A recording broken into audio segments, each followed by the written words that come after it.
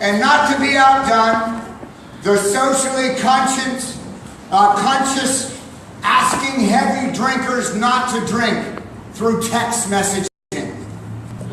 Texting heavy drinkers every day at 3 p.m. the words, "Don't drink." And then monitor whether or not, in fact, they do get drunk. The U.S. government spent $194,000 on that little project. All they had to do, they are $1,000. Well, most of you have to choose between gas or groceries. Amen. Come on, somebody. And still, Josh Bell is world famous violinist. His first time mentioned his $3.5 million violin provides listeners with a world-class performance. It's not unusual for his concerts to completely sell out, even with ticket prices averaging $100 a piece. People pay good money to experience a great performance, to experience beauty in action. The hypothesis is that the human brain is wired to appreciate beauty. But is it? In 2007, some psychologists conducted an experiment to see if people recognized beauty in everyday life. They disguised Josh Bell as a regular street performer. They placed him in a metro bus station. They had him perform there for several hours. You would expect that people would stop or at least acknowledge the talent and the artistry in the street performer's fingers. However, the opposite happened. Instead of stopping and listening, the majority of the bystanders paid absolutely no attention to a world-class violinist, and they gave no recognition to a man to whom standing ovations are not uncommon. Sold-out performances are the norm, but you put him in dressed-down clothes in a public place, and nobody noticed his genius, even though he's probably one of the best violinists in the world. While playing in the metro station, Josh Bell made only $32 through 8 hours. So perhaps our brains are not really wired to recognize the beauty in everyday life. Come on, somebody, when we don't expect to. When it is out of context. Perhaps it's not the $3 million instrument or even the extraordinary talent that brings video and auditory appreciation, passion, and a sense of expression or renewal. Perhaps it's things like expectation and preparation, determination and commitment, and even location, where it is you're located, in order to receive what God has for your life. Perhaps, amen, it's not something that comes natural. Perhaps you and I need to press in order to be able to make right decisions, in order to be able to be disciplined, in order to get rid of the chaos in our lives. Perhaps we need preparation. Maybe we need expectation. Maybe we need some things going for us. Even location, like perhaps this morning being located right here. Maybe these are the choices that you make that make the difference. Maybe then you begin to see some beauty in your life. Come on, somebody. Amen. That's why it's easy to recognize God and His beauty when we are in church. Because that's...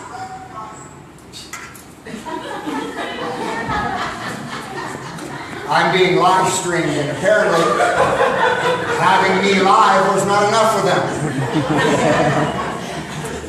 All right, let me just explain something. You do not need to go to YouTube to hear me preach. I'm preaching right here in front of you, all right?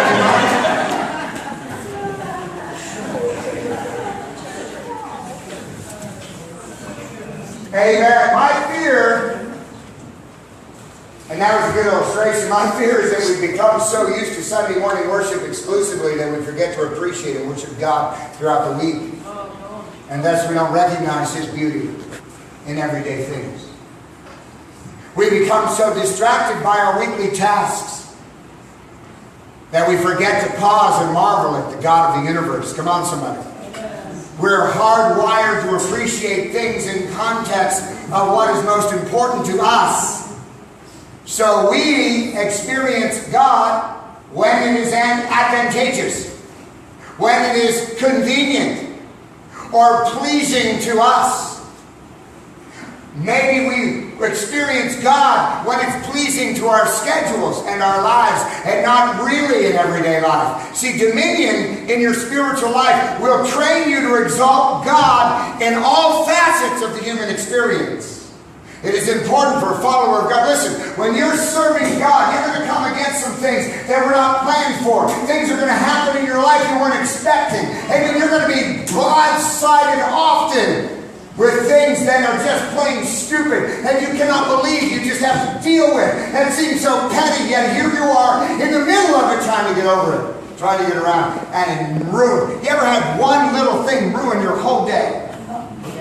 It's like, where in the world did that come? That like jumped out of a corner, slammed into my head, and ruined me for the day. And your moods change, and the atmosphere of your life changes. All because we're not prepared to see the beauty of God in all facets of human experience. We're not ready, amen, to stand against hell, amen, and still worship and still have dominion and allow our lives to be restored and to be back on top. Come on. It's important for a follower of God to keep open eyes for the beauty of creation, marveling at God's moving even in the small details that result in a more awe-filled life. An awe-filled life leads to a life of worship, a life of dominion, a life of restoration. So we can't just come to church on Sunday morning and expect our lives to all of a sudden change, to all of a sudden be spiritual, and for chaos to disappear, and we make all the right choices, and all of a sudden we begin to appreciate God. No, it takes more than that. It's not just walking through the metro station and hearing the beauty of the best violin player in the world. Amen. Most people didn't even stop to notice. And there are times God's trying to get a hold of your life, and He's trying to fix some things. He's trying to get rid of some chaos. He's trying to discipline you and get a hold of the things that help you make right choices, and you don't even notice He's speaking to you. You don't even notice that. I wonder if Jesus, if He wasn't dressed in the white robe with a beard and a mustache and long hair and the good old American blue eyes that you see in all the pictures. I wonder if Jesus came looking like you or I and walking in and among the crowds of America, but doing what He did, saying what He said. I wonder how many of us would actually recognize Him at all as Jesus. Or if maybe America would simply crucify Him again. All of a sudden is not how this happens. We don't all of a sudden make right choices. We don't all of a sudden break through the chaos. We don't all of a sudden begin to appreciate God. Dominion in your spiritual life requires God to be in control of those thoughts and those decisions, those actions and events.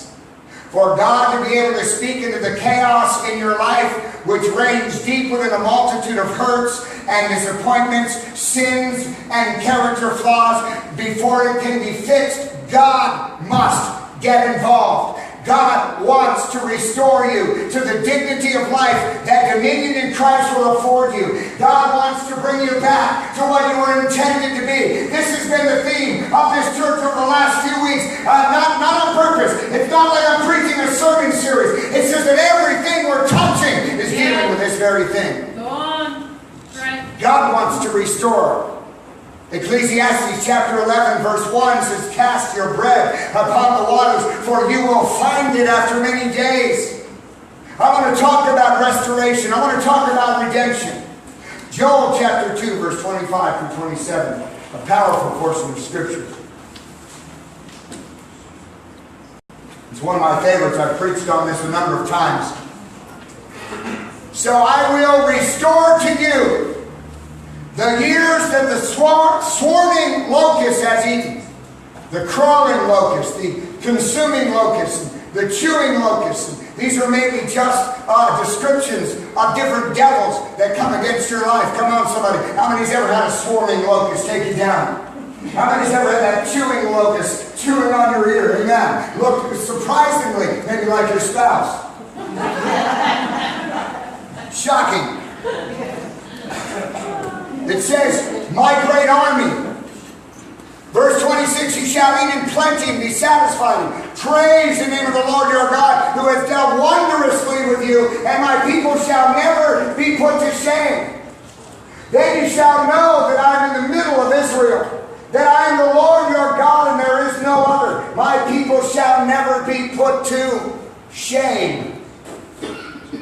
The word restore, by definition, means to place something once again back to the state it was originally intended to be.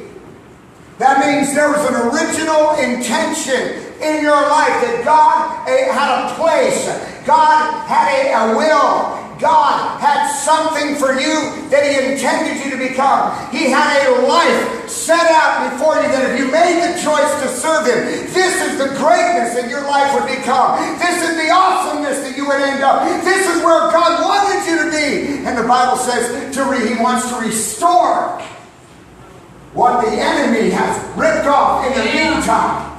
In the middle between when you were born and the will of God He had for your life and the choices you made in the world. He wants to replace what the enemy has stolen. He wants to break through what has been ripped off. He wants to place your life back again to the state it was originally intended to be. That's what the word restore means. He wants to restore back to His people in these last days what the devil has spent centuries and generations stealing from mankind. Now the word dominion by definition means domain, supreme authority, sovereignty. That's what that means. God wants to restore dominion. He wants to restore sovereignty. Amen. The sovereignty of God in your decision making. The sovereignty and the domain of God in your life. Amen. Where God will be with you and walking through this thing we call life together. That our choices, our decisions, the things that we do. I don't know if you've ever done some lame brain thing and you just thought to yourself, I don't understand who that was that just did that. You look in the mirror, you might recognize him. Ezekiel 34, verse 15 and 16, I will feed my flock, and I will make them lie down, says the Lord God. I will seek what was lost, and I will bring back what was driven away. I will bind up the broken, and I will strengthen what was sick. God wants to redeem our lost dominion, our lost sovereignty with Him. Amen. And resources wasted in sin or ripped off by hell. How many's ever been ripped off by hell? Matthew 6:33 says, seek first the kingdom of God and His righteousness, and all these other things will be added unto you. Spiritual insight, good judgment, prosperity, money, things, needs. These are those things that will be added to you. Man was never meant to struggle to obtain and have need of very basic things. Mankind, amen, born again Christians, people of God, were never intended to rely on the government to be able to eat or for your health care. You know who took care of health care before the government got involved? Churches, people, neighbors, relatives, friends. Man was never meant to struggle to obtain and have need of the very basic things. But sin causes us to lose to the devourers that which God intended us to have to prosper us. Psalms 132:15, I will abundantly bless her provision. I will satisfy her poor with bread. Amen. Proverbs 3:10, so your barns will be filled with plenty and your vats will overflow with new wine. See, God will restore wasted resources. I am the perfect example of why you do not send your kids to college in order to figure out what they want to do. College is way too expensive to send a kid like me there to figure out what I want to do with my life. You want me to figure out what I want to do in my life? Make me get a job. Come on, somebody. Make me go out there and live in the world. Make me pay some bills once. I went to my mom when I was $8,000 in debt with no degree, and I said, Mom, why did you let me do this at 18 years old, sign these papers? For crying out loud, what were you thinking? You know me, you knew me. What about my life at 16, 17, and 18 led you to insanely believe that I can handle this? Come on, somebody. See, I'm that perfect example. Why are you going to send your kids to college to find out what they want to do? I attended a private college. Of course I did. Because that's what stupid decisions are made. Amen. Oh, I don't know what I want to do with my life. Let's find the most expensive place to figure that out. Right? Let's see if we can find the most. And I was offered a minute scholarship. You know, they're giving me so much money against my tuition. I think it turned out, it sounded like this huge scholarship in the beginning, and it sounded all really nice. And I met with the dean of students, and I just was all excited. And when I figured it out at the very end, after all your expenses, your books, your room, your board, your tuition, and all the extra costs you have to pay, I think it was like 1% of my total amount that I needed. But now I'm going to figure out who I am. And so I went to Otterbein College in 1980.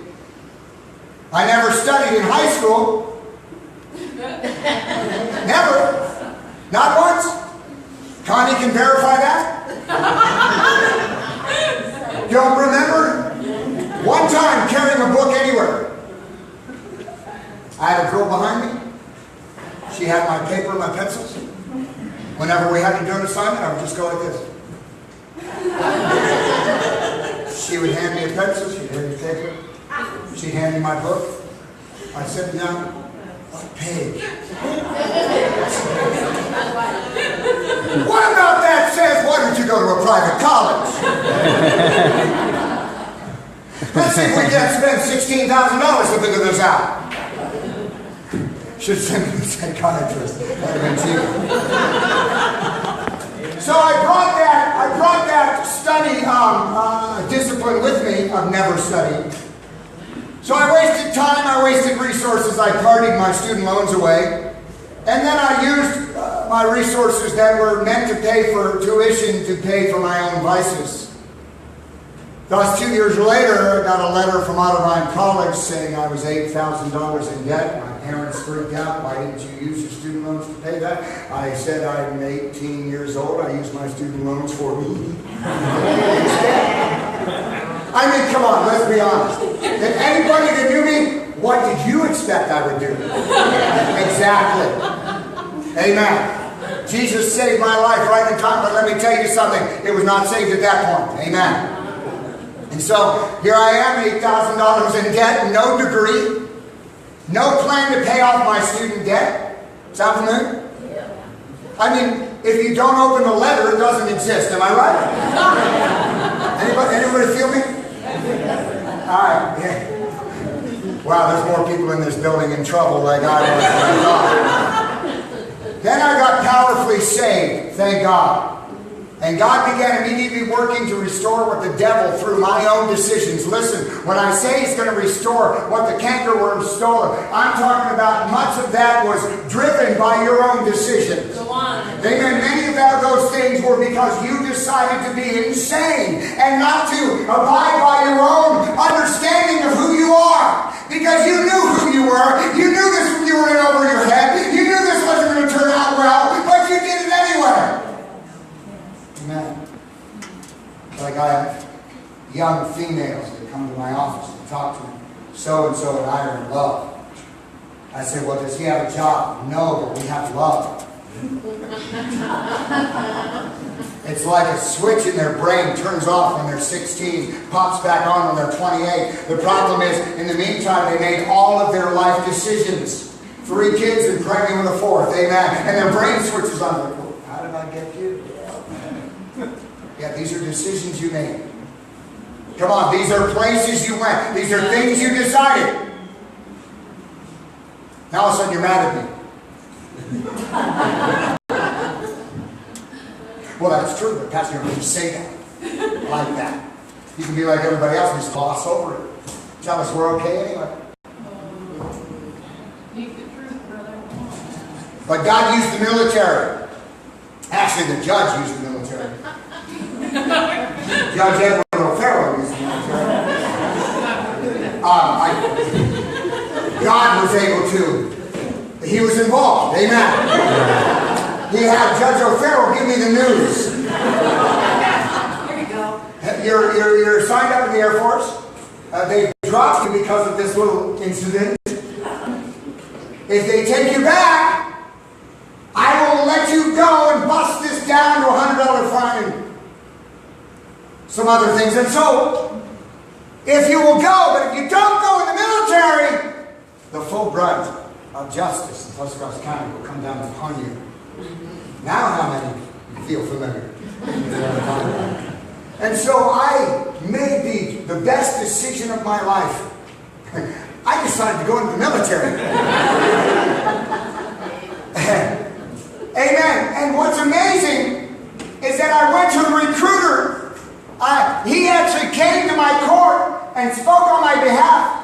But I went there, I gave him my transcripts, or actually I looked at my transcripts, and on the side of my transcripts, it said, this student was on disciplinary probation for fall, winter, and spring term of 1980, 81, 82, and 83. That is exactly how long I was in college.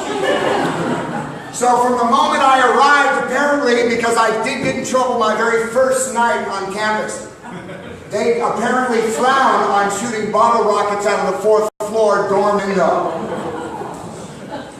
I don't know why either, but they do. So the dean, Van Sant was her name, Dean Van Sant, knew me by first name. Well, because I was in her office so regularly. But it's amazing. So I'm thinking, if my military recruiter and those that are looking at my transcripts to see whether or not I'm worthy to get into the Air Force, if they look at that and see disciplinary probation, I've already told them I've never done anything wrong. They think I'm amazing. This is going to bust me wide open. So my recruiter called me up and said, hey, I got your transcripts from Audubon. I need to see you. And I said, how come? I just need to see you. Stop by when you can. So I stopped by and he said, here you go, look at this. I looked at it. Nowhere on the transcripts anywhere was any word of disciplinary probation. In fact, he said, this qualifies you. You get 3 stripes, no problem. And so that's, you get an E3, which is 2 stripes actually, but you get this all taken care of. And it was amazing. And so God literally then caused my debt to be paid in full. To where the Ohio Student Loan Commission, this actually happened as a new convert with me. When I was new as a Christian, the Ohio Student Loan Commission actually sent me a paid in full receipt in the mail when I in fact had not paid anything. Audubon College required me to bring that receipt to them, as for some reason they were very skeptical when I told them I had that receipt. So my wife and I drove down to Audubon. We went to the office, whatever it was, and we showed them the receipt, and it was amazing. They completely satisfied my debt to them without me ever having to pay a word. Isn't what God can do when He restores back to you what the devil stole? Yeah. Amen.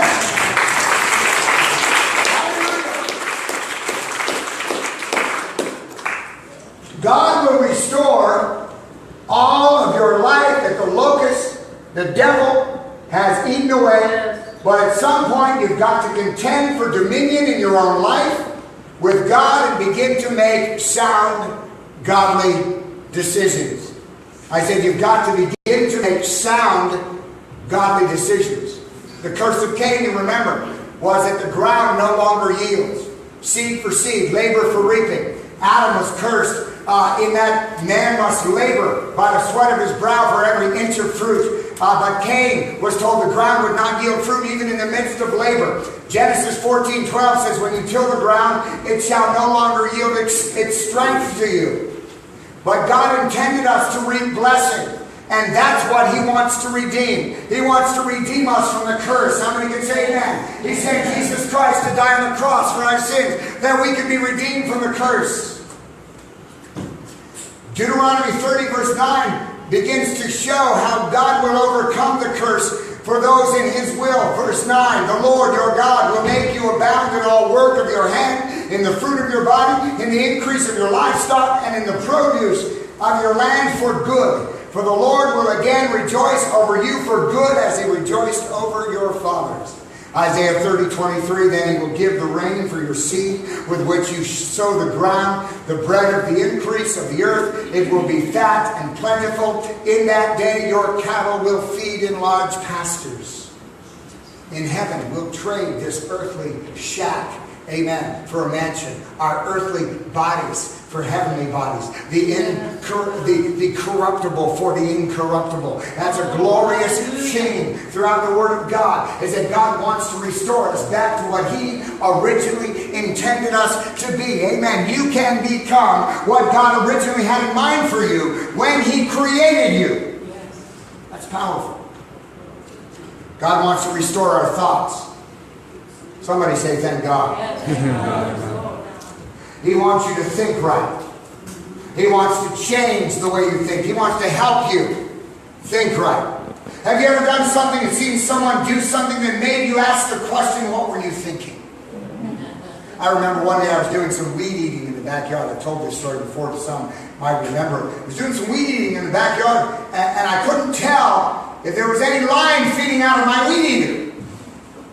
So while it was still running, I lifted it up and looked at the bottom, and I stuck my finger up there. Because, it didn't seem to be doing any good down here. So, what's going on? It's a good thing I didn't go. I stuck my finger in there, and guess what? There was still string. Amen. And it turns out there was line, and it was still cutting, in fact. In fact, it cut my fingers and my knuckles. And it hurt like I looked at my bloody hand, and I asked myself the question, as it's shaking, what were you thinking? I've seen other people do things that made me ask them the same question. What are you thinking? I've seen people saying things and doing things that were so out of character with their Christian testimony. I just had to ask them, what were you thinking? See, God wants to redeem our thinking. Romans 12, verse 1 and 2 says, I appeal to you, therefore, brothers, by the mercies of God, that you present your bodies as living sacrifice, holy and acceptable to God, which is your reasonable service. Do not be conformed to this world, but be transformed by the renewing of your mind. Amen. Look at somebody and say, God wants to renew my mind. God wants to renew my mind. Come on, sir. Come on, continue. Because I'm literally insane. And I need God to make me whole. I need God to make me whole. Praise the Lord. Amen. Amen. Transforming our minds, restoring our minds. Transformation by renewing, by restoration. Amen. Who'd have thought that the greatest obstacle many times to winning teenagers to Jesus and helping them become good Christians and citizens of the world would be their parents. That's our biggest obstacle in getting teenagers saved many times is their parents. They're not on board. They don't want to see their kids excelling God. They don't want them to go to that church with that psycho pastor that yells at you all the time. Well, they're not talking about here. I don't know what they're talking about. I'm actually very gentle. Transforming and renewing the traditions of the culture that raised us, mindsets and worldviews and attitudes of families, behaviorism, environmental influences and habits, all things that need to be transformed by renewal. Amen. Teachings that are contrary to God, things we thought, amen, were part of our upbringing. We thought they were right, and we turn out in the kingdom of God, they're not right. That's not what you do. Amen. It's not okay to live together so we can try each other out. Go on. Amen. You might do that with a motorcycle, but they're only going to give you a couple days, and then you're going to have to pay something. Get along. Be credit worthy.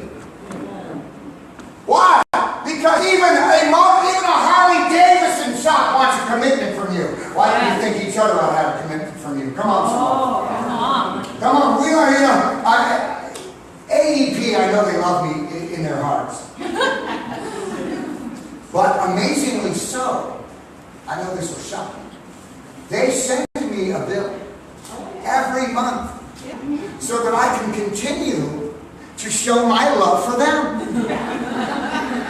And 22 days later, they'll send me another notice that another love connection is being sent.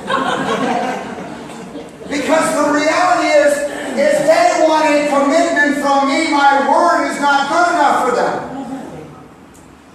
Yet you think you can try each other out, your word's just good enough and it's okay. You don't do that in every other arena of your life, but apparently in that one arena of, well, shall we call it a relationship for life, that's okay. God wants to restore. Come on, somebody. God wants to restore your mind. Yes, amen. Amen. God wants you to think about your life and decisions the same way that you think about other things that are important to you. Transforming and renewing. Proverbs 23:7 warns us, for as a man thinks in his heart, so he is. In short, we're warned that the things that captivate our attention and consume our thoughts will shape our character ultimately. That is why we're told to love the Lord our God with all our heart, our soul, our mind, our strength. The battlefield of the mind begins here in our thoughts, in our thinking, in our thought lives. It is because our thoughts, even more than our words, amen, reflect who we really are. You can say what you say. You can say all day long to me, oh, Pastor, I'm doing fine. But it's your thoughts, it's your actions, it's the things that are happening that I cannot see that matter. I've heard a lot of talk about speaking the right words to assure blessing, healing, and prosperity. But it all begins with what we think, not what we say. Sometimes we act like we act and live like we have no control over what we think. Like somehow what we think is just what we think. And that's what's the guy to do? Thought came into my mind, so I did it. Really? Is that how you live your life? I just thought that'd be really cool to do. I can remember rappelling. I had one gym class on rappelling one time. One gym class on how to build a rope swing. One gym class. 2 years later, I've got a rope. I'm trying to remember how to tie the rope swing. I've got nearly a fifth of whiskey in me and a shotgun on my shoulder. And I'm facing a 40-foot cliff. Now I can walk around. But my mind thought, hey, I got a rope. I'm a rappelling expert. I have a gym class. So let's jump down to see how it happens. So I built myself a swing. I put that swing on me. I tried it out, see there's sliding up and down, and then I did it. I took the leap with the shotgun on my shoulder. I took the leap. And halfway down, I slammed into the side of a rock, and I started shooting. What is that? That is absolute insanity. Why did you do that? I just had fun. Isn't that how we live our lives? I just never thought. Right? Yeah. He's good looking. Let's move in with him. No, why don't you rappel on the side of a cliff and shoot a shotgun after drinking all day? That's the same thing. Yeah. Go ahead. Only it was much less expensive for me than it might be for you. See, we act like we have no control over what we think. And I've got to hurry up because I can go forever like this. Amen. We sometimes feel as though we're defenseless against every little fear, every little temptation, every anxiety, every lust, every thought, and every imagination that comes across our mind. But the Bible teaches us otherwise, doesn't it? The Bible teaches us that we are to reign in our mind, that we are able to take control of our thoughts and imaginations, that we're allowed, and we're allow our mind to wander and run down the areas, that we can pull that back. We can captivate. Amen. We can take that captive. We can believe God. God can control our thinking. He can help us not not to go in areas we shouldn't go. Amen. 2 Corinthians chapter 10, verse 4 and 6. You can read that at home. Jesus said that if we hate our brother in our heart, we're guilty of murder. We're not guilty of committing the act of murder, but we're guilty of wrong thoughts and attitudes. He said that if a man looks upon a woman in lust, he's committed adultery in his heart with her already. Go on. Again, such a man is not guilty of the actual act, but he is guilty nonetheless. Jesus is the first aspect of the human experience that got inside your head and said, no, the thought life is not free and clear to whatever you want to do, because your thoughts ultimately affect your behavior. And Jesus got right inside and said, no, the Holy Ghost, the Comforter, amen, he is going to point those thoughts to me. That's what he said. That's why he did what he did. He said, Jesus is telling us that what we think matters. That what we entertain in our thoughts will eventually affect how we live. What we think about, what we dwell on, what we allow to captivate our attention will eventually captivate our heart and our soul. Yep. And that's why we make the bad decisions that we make. That's why we make the choices that lead to chaos. That's why you're in trouble this morning. Amen? That's why you're $10, $15, $20, $30,000 in credit card debt, because of thoughts that were based on lust. You've got to have it. You've got to have it now. The things your parents took a lifetime to accumulate, you've got to have now. Because why? We got credit. Somebody's got to pay that credit off. Amen. But God says we can take back the battleground of our thoughts. He wants to restore our spirit. Thirdly, sin keeps us unprepared for eternity. How many can say amen? Eternal life is not conducive with sin. The original relationship with God, which was Adam and Eve, that sin separated, God wants to restore that relationship. The redemption of our spirit was won by the substitutionary death of Jesus on the cross. The price was paid in full. He died to get us back. He died to get our spirits back. Revelation 21, verse 5 and 6. And he who was seated on the throne said, behold, I am making all things new. Also he said, write this down, for these words are trustworthy and true. And he said, it is done. I'm the Alpha and the Omega. I'm the beginning and the end. To the thirsty I will give from the spring of the water of life without payment. See, Jesus came to restore and redeem our spirit. And with that gives us dominion over those things that would try to tear us down and destroy you and take you apart. Amen. He has given us dominion to hold that together. Dominion over sin. Dominion over sinful choices. You do not have to do what your flesh rises up and says, boy, that would be really cool. You don't have to do that. You can get a hold of this. You can get a hold of your thought life. You can get a hold of your temper. The most selfish act that we do is blowing off our temper. Letting our tempers rise to the point where we just start screaming at everything and anything in our path. Because we believe that everybody around us deserves our wrath and our anger. That we have no self-control to get a hold of this. Amen. The Holy Spirit, amen, can get a hold of that temper before it blows up. You don't have to let loose on those you love. You don't have to scream and throw a fit because you're not a child anymore. We can get a hold of this by the Holy Ghost. He wants to restore this back to us. Amen. Jesus said in John 3:3, Jesus said, most assuredly I say to you, unless one is born again, he cannot see the kingdom of God. Here's the Spirit being renewed. Here's the Spirit, amen, being brought back to life to the way it was originally intended to be. Without a restored spirit, we cannot enter the kingdom. We cannot see the kingdom of God. Amen. Fourth thing, God wants to restore lost time. He started out at 18, maybe 16. And I hear testimony after testimony after testimony. Start out at 16 years old partying. I don't know, maybe you didn't do that. I did. I went to Dover High School. There's a lot of that going on. 1978, 79, 80. That's what I was doing. I was, I don't know, good kid, decent family, I don't know. But somehow got all mixed up. By the time I got out of high school, those 2 years following, I was a mess, a disaster. And the sad part about it is, and I hear testimonies all the time, is other people start out at 16, 15 years old.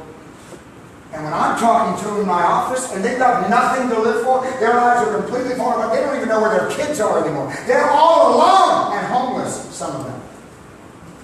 And they're 40 and 50 years old. They've lost an entire lifetime.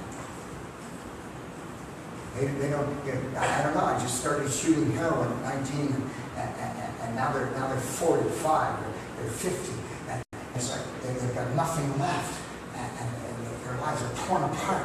And they've made choice after choice after choice, not based on who they are or what they need to be, but all of those choices were based on what the heroine says it needs. And I look at them, desperately sad for their lives, and I begin to bring this out. But listen, Joel 2:25. Everybody that spent half their life partying and are now trying to put some things back together in your middle age, I want you to write this scripture down. Joel 2:25. It is beautiful. I want you to hear me. It says, I will restore to you all the years. All the years. All the years that the swarming locust, the devil, the demonic choices, the world system, the stupid things that the world calls important, all those things that ripped you off, all those years have gone by, God wants to restore them. Even now we're wasting time, resources, spiritual opportunity. God wants to restore that. God wants to help you. I want to close with this. In the book, Great by Choice, I would recommend it, by the way, to all of you. Great by Choice. Nothing great happens in our lives without us making a choice for greatness. There's always several options where we're going to go, what we're going to do, which direction we're going to flow. But being great requires that we choose to take our life in a great direction. Are you with me? In Great by Choice by Jim Collins, he tells the story of two adventurers who set out to be the first people in modern history to reach the South Pole. The year was 1911. The location was the South Pole, where temperatures reached 20 below zero in the summer. One team was led by Roald Amundsen. The other team was led by Robert Falcon Scott. Both men were roughly the same age. They had comparable experiences. They both started their 1,400-mile journey within a few days of each other. They both endured the same conditions, but the two teams had dramatically different strategies and philosophies about how this should go. Scott led his team based on the current conditions. If it was good weather, he would march 30, 40, and even 50 miles in a day. On bad days, when gale force winds made traveling far worse than normal, he would travel less or not at all. He let the environment, his external circumstances, determine his distance, his progress. And in the process, he led his team to exhaustion. Amundsen, on the other hand, adopted a different strategy. He decided that he would march 15 to 20 miles a day regardless of weather conditions. On good days, he went the same distance. Even though his team challenged him to go further, he said, no, we'll take the good day, we'll rest the rest of the day. On bad days, he led his team exactly the same distance, even though many complained. He didn't let the environment, he didn't let external circumstances or the suggestions of his team sway him. They would march 15 to 20 miles and rest, even if they didn't feel like it. I'm sure you're wondering who won the race. Well, it was Amundsen, who went a consistent distance on a daily basis, and he won. And he won big. Scott reached the South Pole 34 days later, and on the return trip, he and every person on his team died. The secret to spiritual dominion and restoration this morning is in the details of the daily walk with God. Discipline and daily spiritual habits. There will be some days when you don't feel like praying. You don't feel like reading your Bible. You don't feel like going to church. You don't feel like making a choice for God. Amen. But consistent commitment to what's important will pay off over time. Systems. Number 2. Systems, not passion. Determine direction. If you want to get out of debt, you need to make monthly payments on a regular basis. Not wait till you win the lottery to throw $600 at your bill. Come on. If you want to improve your walk with God, take each step measured and predetermined. Not by how or when you feel like it, but measured, predetermined, disciplined steps towards a goal of maturity in Christ will bring ultimately passion and intensity in that relationship to the forefront. Passion doesn't get you there. Measured steps, daily disciplines of doing what's right. Every single choice leads to another choice. So take each choice as if it's the most important choice in your life. Amen. And with your renewed thinking and your born-again spirit and your right heart and your goals now being about the things of God and not about the pleasure of your flesh, you ought to be able to make the right decisions about how to discipline your daily walk. Because that's what gets you going. I've had really bad months. I don't know if you feel me.